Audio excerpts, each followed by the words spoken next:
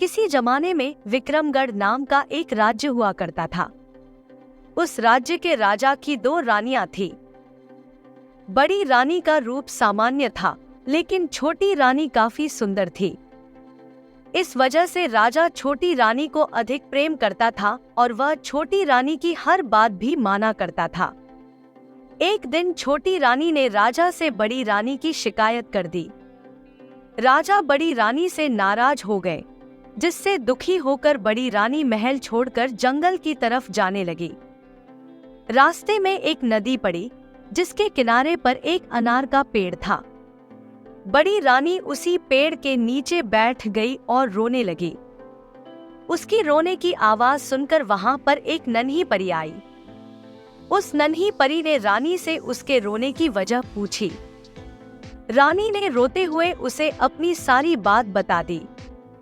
बड़ी रानी की बात सुनकर नन्ही परी ने कहा, इस नदी में 3 डुबकी लगाकर स्नान करो, फिर इस अनार के पेड़ से एक अनार तोड़ लो। ऐसा करने से तुम भी रूपवान हो जाओगी, लेकिन मैंने जितना बताया है सिर्फ उतना ही करना, न इससे ज्यादा करना और न ही कम करना। ऐसा कहकर नन्ही परी वहां से गायब से हो गई। इसके बाद बड़ी रानी ने परी की बात मानते हुए वैसा ही किया। रानी ने जैसे ही नदी में पहली डुबकी लगाई तो उसके शरीर का रंग साफ हो गया। दूसरी डुबकी लगाने पर रानी का शरीर सुंदर कपड़े और जेवर से सज गया। तीसरी डुबकी लगाते ही रानी के बाल लंबे, घने और सुंदर हो गए। अब बड़ी रानी बहुत ही सुंदर हो गई थी। इसके बाद जैसा नन्ही परी ने कहा था, नदी में 3 डुबकी लगाने के बाद रानी ने अनार के पेड़ से एक अनार तोड़ लिया। तोड़ते ही वह अनार फूट गया और अनार के सारे बीज सैनिक बन गए। उन सैनिकों ने रानी के लिए एक पालकी तैयार की, जिसमें बड़ी रानी को बैठाकर वो वापस राज्य में लेकर आ गए। राजमहल पहुंचकर जब बड़ी रानी राजा से मिली तो उसने नन्ही परी वाली सारी घटना राजा को बता दी। अब राजा को अपनी हरकत पर पछतावा होने लगा और उन्होंने इस बार छोटी रानी को महल से बाहर निकाल दिया।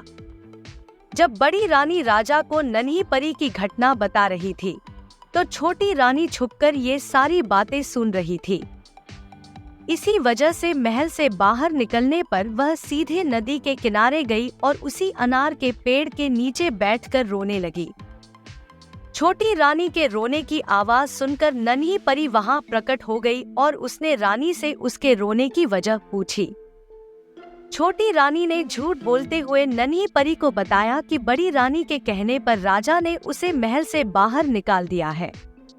यह सुनकर नन्ही परी ने छोटी रानी से भी कहा कि पहले इस नदी में 3 बार डुबकी लगाओ, फिर इसी अनार के पेड़ से एक अनार तोड़ लो, लेकिन न इससे ज्यादा करना और न इससे कम करना। ऐसा कहकर नन्ही परी वहां से फिर गायब हो गई। नन्ही परी की बात सुनकर छोटी रानी बहुत खुश हुई। वह नदी में गई और जैसी ही पहली डुबकी लगाई, उसका शरीर पहले से भी ज्यादा निखर गया। दूसरी डुबकी लगाते ही उसका शरीर भी सुंदर कपड़े और जेवर से सज गया। तीसरी डुबकी लगाने पर छोटी रानी के बाल और काले, घने, लंबे और सुंदर हो गए। अब छोटी रानी पहले से भी ज्यादा सुंदर दिखने लगी थी, लेकिन छोटी रानी ने सोचा कि अगर वह 3 डुबकी लगाने से इतनी सुंदर हो सकती है, तो और डुबकियां लगाने पर वह और अधिक सुंदर हो जाएगी।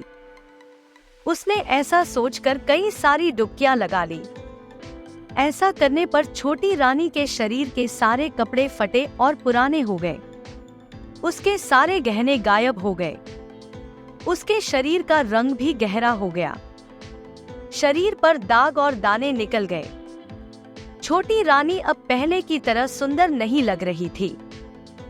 रोते हुए वह नदी से बाहर आई और अनार के पेड़ से एक अनार तोड़ा।